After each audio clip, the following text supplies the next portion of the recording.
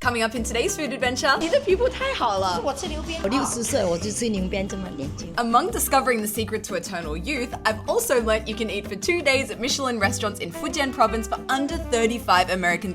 Not to mention, have the best time. 你有是吗？我60了。我从今天开始天天都吃牛鞭。 To get comfy, grab snacks because I'm about to eat some of the very best that Fujian cuisine has to offer. The following content may cause drooling, stomach growls, and food envy. Viewer discretion is advised. Hello, Happy New Year and welcome to another Chinese food adventure. And I cannot believe I am about to say what I'm about to say. In today's video, I am collabing with none other than the Michelin Guide. Guys, this is a huge dream of mine. 2025 is starting off just right. I'm so excited for the week that is ahead of us. I'll be traveling with the Michelin Guide, eating with them.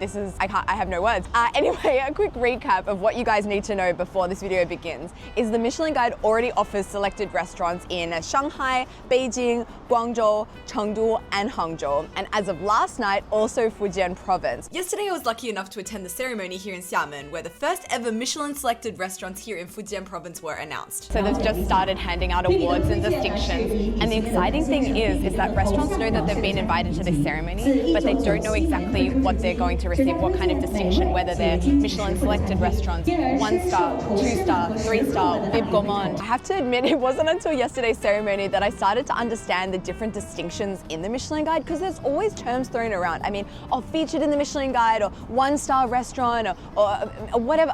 What does it all mean? I'm gonna lay it out for you guys right now. So firstly, you have a Michelin selected restaurant, which is basically a restaurant that the Michelin Guide wants to recognize, but maybe isn't ready to receive their star or 2-star, 3 stars just yet, but not to say they won't in the future.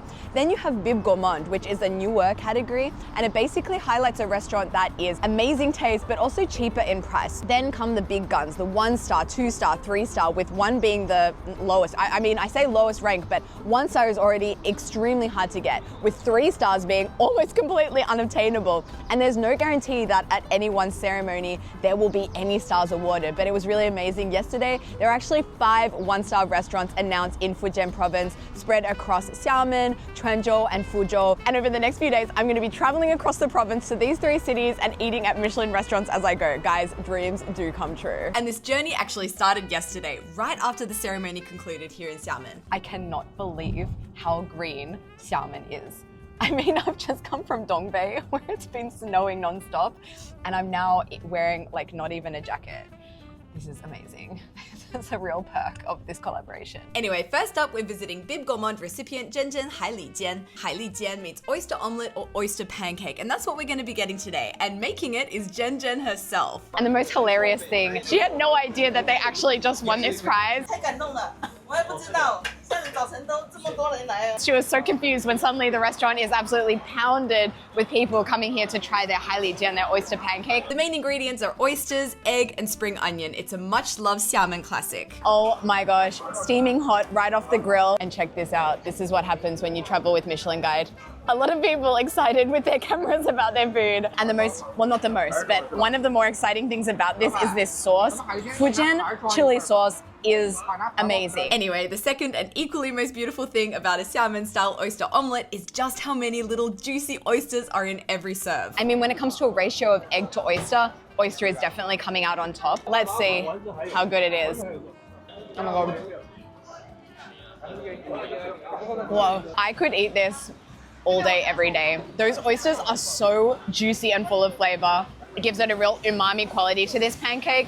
You've also got a slight egginess, but it's not overwhelming in the egginess. If anything, it's more overwhelming in the umami of this dish. That sauce, oh my God, it's slightly spicy, sweet, slightly sour as well. Also, something really cool about a Xiamen-style oyster pancake is they put in potato starch, sweet potato starch. So it also has a slight chewiness, a slight extra quality that you'll detect. So it's just an abundance of texture and flavor and freshness. This is so freaking good. But that's not all they serve here. We also tried their 卤肉饭, which is stewed pork rice. Wow, that is a whack bang of meaty, sweet, salty flavor. That is so good. This prawn bowl soup was also fantastic. The prawn was so crunchy and fresh. One thing just cannot be denied. The inspectors were right. The seafood here is incredibly, incredibly fresh. You can just taste it. When it comes to hospitality, Fujian really is next level, especially when it comes to tea culture. Wherever you go in Fujian province, there will be a tea table inside. And it's often just right outside the owner's business. It's a way of just catching up, inviting people for tea. I mean, you'll see this all over the place in Fujian province. So something I should probably mention is the Michelin Guide does not take service into account when awarding its distinctions, which is probably a good thing. Otherwise, every second establishment here in Fujian would be featured. It's a really interesting trip for me. I haven't done something like this before, you know, travel with a group of other content creators. And we have this whole itinerary planned for us. So that first lunch was only the beginning of our experience. We have got 3 more days ahead of eating at Michelin star restaurants and also really cool experiences. Like yesterday, right after we had lunch, we were taken to this amazing tea house. I mean, tea is really important in Fujian province, but I've never seen tea prepared and consumed in such a way. It was like a bar for tea, and they were preparing all these different concoctions of oolong tea at this beautiful bar. They took us through this guided tea meditation, which is honestly the most chill I have felt in some time. And it makes me remember like, oh, I really love drinking tea, and I should stop drinking so much coffee. But it's really hard to give up your coffee in the morning, you know? I need to make a conscious effort because man, that tea experience was really, really lovely.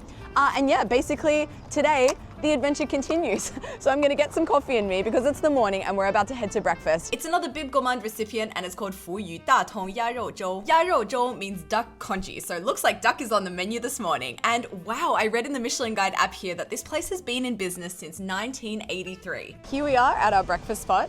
And as you can see, we have our suitcases with us because guys, this is a full-on trip. We are actually going to be heading to Quanzhou right after breakfast to continue our adventure there. So for breakfast this morning, we are having a Chinese breakfast classic, but in a way I've really never had it before. So this place here, a recipient of a Bib Gourmand selection, actually specializes in duck congee, but not just like breast meat of the duck, all of the extra little bits and pieces. At the front, you have this massive ordering bar with all of the things. I'm talking large intestine, small intestine, duck neck, duck skin, duck egg, duck gizzard, and also little bits of prawn. So not all specifically duck related, but mostly duck related. And over here, you have to check out this menu. They have the most extensive list of things that you can put on top of your congee. I want to get what the locals are getting and what earned it its Michelin Bib Gourmand selection. This is so exciting. 招牌的是全部都是鸭的部位，那个招牌要加什么呢？鸭肉、鸭心、鸭腱，还有鸭肠。 It's all cut up into bite-sized pieces before it's topped with their signature congee. 这个粥也是用鸭做的吗？对，鸭汤做的。 Oh my gosh, it looks so amazing and flavorful, and all of my duck items on the bottom there. They suggested I also order it with a side of youtiao, and I mean, I will never say no to youtiao. So first I want to go in and just get like a huge spoonful just of the rice and that duck soup. Oh, that is so flavorful and ducky. It's like congee meets gravy. That rice, it has a little bit of a bite to it, more of a resistance. It's not as like mushy as you might find in other areas of China. It's really good. And the dish also comes with a bowl of youtiao. And so I guess that's going to be really nice to dip that inside. I mean, youtiao and congee, it's one of those combos that will never be a bad idea. It's kind of like China's bread and butter. That's so good. Now let's go for a spoon that has some of those extra toppings on top as well, which I feel like are just going to add a nice little texture sensation. It's duck, it's congee, it's together, it's breakfast. I mean, duck at breakfast is always a good idea. One of the other content creators I'm traveling with, Anthony, he's originally from Fujian province, Quanzhou city to be exact, and he was able to tell me a bit more about why this dish is so popular here. 福建人很喜欢吃碳水，那碳水包括米饭、包括稀饭、包括面粉这些的。那像鸭肉粥这个食物来讲，因为它用一个比较好的原料去做一个汤底。另外的时候，你这个鸭肉粥里面可以放很多东西，又有像豆制品啊，有蛋类啊，有肉类啊，还有就海鲜。吃完之后也很暖，就每一天晚上身体就暖起来了。第二，营养有很多，高蛋白。同时呢，像我们这边会加油条，鸭肉粥里面油条那个有伸缩性，所以它的汤汁能够被泡进去吸收那个鸭肉粥里的汤汁，那就变成油条就不吃油条了，吸很多新鲜汁水的东西，你吃下去的满足感也很强。我也建议去泉州吃，跟厦门不太一样。Excitingly, we're about to go to Quanzhou， 就是你的家乡对吧？对。然后在泉州有什么好吃的可以推荐？泉州的话有泉州牛排、面线糊、姜母鸭。Well, now that my mouth is officially watering, let's make our way to Quanzhou. It's about an hour ride on the speed train. I'm really excited to be here in Quanzhou because the last time I was in Quanzhou, I was here and making a video more about like the city's cultural element. Like this is a very interesting city because you'll find so many religions represented here, and it's also the beginning point of the maritime Silk Road. So back in the day, you'll find a lot of cultures in this city. So it's a really culturally interesting place. And after I left, so many people were like, oh, did you make sure you ate all the food in Quanzhou? And that was when I wasn't really focusing on food, so I feel like I kind of missed out on that foodie experience in Quanzhou, and apparently it's one of the most underrated places in China to eat. 这里房子好红啊！哦，我觉得就很像里斯本。为什么是红色的？因为这个历史我不知道，但古代很早以前，泉州的颜色就是红色的红砖的颜色构成这个城市的主色调。ChatGPT to the rescue！ 其实他们有吸收到，就是可能从海上丝绸之路有受到一些阿拉伯帝国的影响，所以这边才会有这种西班牙的。其实那个红瓦是从西班牙、从葡萄牙那边过来的。So if our research is correct, the reason it looks a little bit like Lisbon is because of this mutual connection of historic maritime trade connections and roles as port cities in global trade networks. Straight off the train and straight to restaurant number 1. We are having our first food experience here in Quanzhou. Oh wow. Oh my gosh, what is this? I actually have no idea what we're about to eat, but the smell hitting me is like super, super gingery. Oh my gosh, someone's just opened up their pot over here.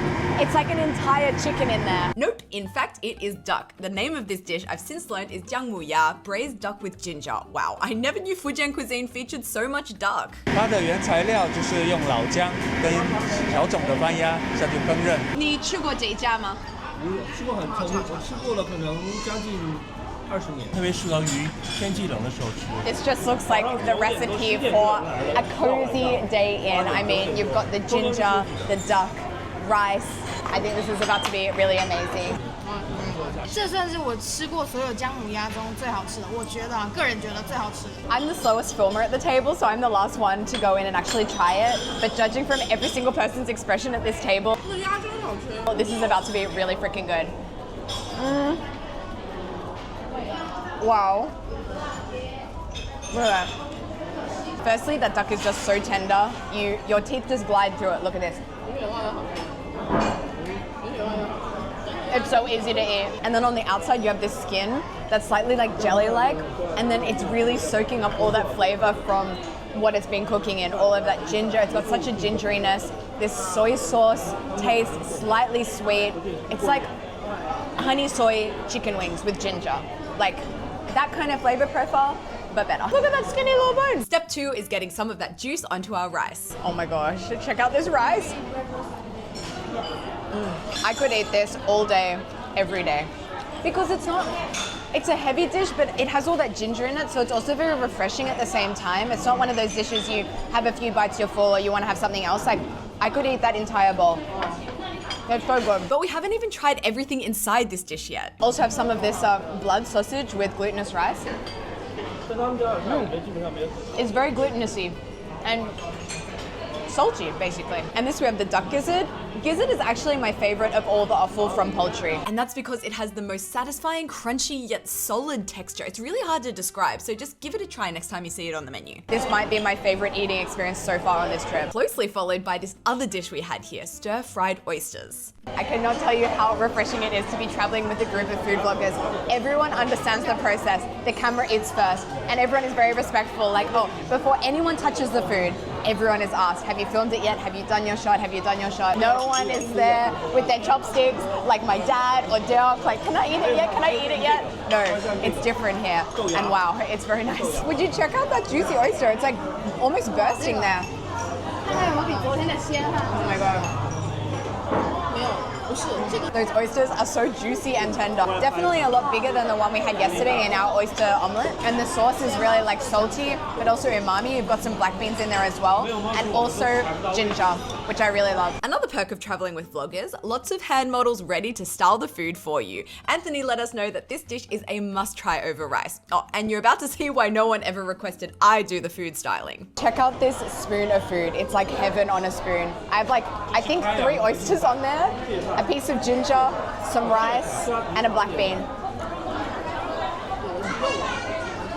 Wow. Oh my god. I'm gonna say it. This is my favorite oyster I have had in the last year. I did not think there would be an oyster dish that could rival how much I love the salmon oyster omelette, but I think this actually might rival it, and it's in the very same video. After this amazing lunch, Anthony took us on a walking tour through his hometown. First stop, the Kaiyuan Temple, where I was mesmerized by this tree. This has got to be one of the more interesting trees I've ever seen. So look, it grows, it grows, it grows. It goes up here, and then, oh, something's growing down? Or is it growing up? Is this tree, was this here and then it started growing into this? Or did this suddenly drop a root and then it... I'm so confused. Basically, this here is the largest Buddhist temple in Fujian province, and it was founded during the Tang dynasty in 686 AD, so that's over 1,300 years of history. So it's seen some fascinating years, especially here in Quanzhou, and the temple definitely reflects that. 狮身的面相，而且很多是印度教的，不是佛教，不是中国的形象。为什么呢？因为当时在明代后期重修大殿的时候，当时他们就把元代坍塌的古印度教寺庙的构件拿来去修。你看，如果在别的地方，可能在江浙沪是不会拿这种构件来修寺院的基座的。And you'll find other such examples of cross-cultural influences within this complex as well as within Quanzhou itself. It is such an interesting city, definitely worth a trip. I'd say it's definitely one of the more underrated cities in China. This is the cutest, tiniest little kitten. Just sitting all curled up here. Oh no, I'm sorry. Oh no. Oh my goodness, I'm sorry.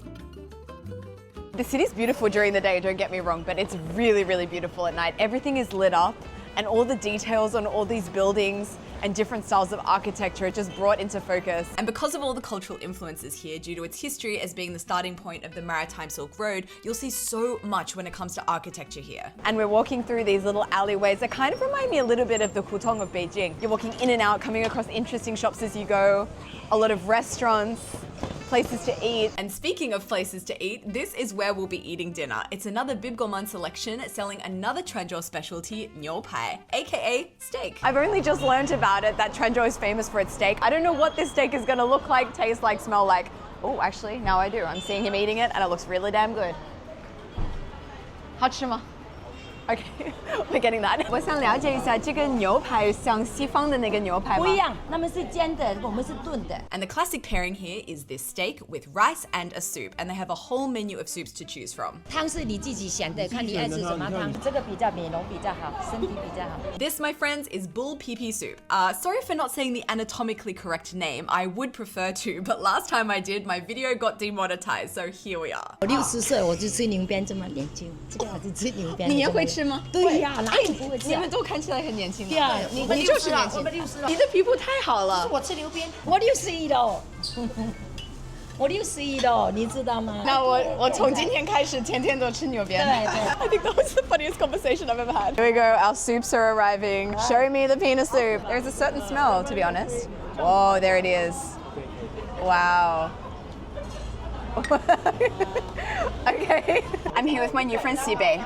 And guys, we are taking one small step for man, one giant leap for mankind. We've both ordered the niu bian tang. Have you tried it before? No, first time. How are you feeling? 来都来了 All right. Okay, let's do this. I wish you a long life with lots of health and energy. Sure. Cheers. Cheers. 牛鞭 cheers。没有，应该没有什么特别的味道。胶原蛋白吗？ It's like beef tendon. It's got that Yeah. jelliness to I had no it. idea. It's like, I thought it's gonna be different. I mean, it's fine. It's just a bit of a mind over matter thing. And right now, my mind is thinking about how amazing my skin is gonna look after this bowl. I am ready to move on to this steak right now. So this is how it's looking like. At least in this part I've grabbed here, there isn't any bone. It's really, really tender, as you can probably tell. It's not as intensely flavorful as the duck that we had at lunch. I think what I like about it is it really relies on its natural taste. You can taste that beef very clearly. It's not masked by anything else. But one thing interesting about it is there is this aftertaste of herbiness, almost a very like a refreshing feeling in my mouth and the back of my throat. It's nice. It goes well with some rice as well.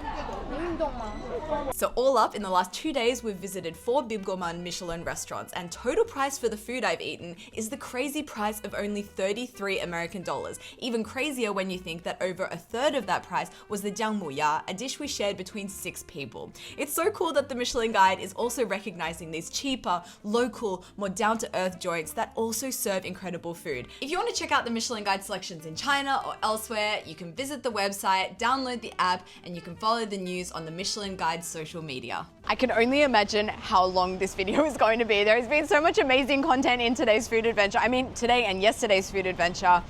So much amazing food. I can't wait to continue the journey tomorrow and the day after, so there will be another video coming in this series. Let me know what dish you like the look of best in the comments below. And as always, thank you guys so much for watching. Don't forget to like, comment, and subscribe. And I will be coming to you next week with another Fujian amazing food adventure. So until then, goodbye.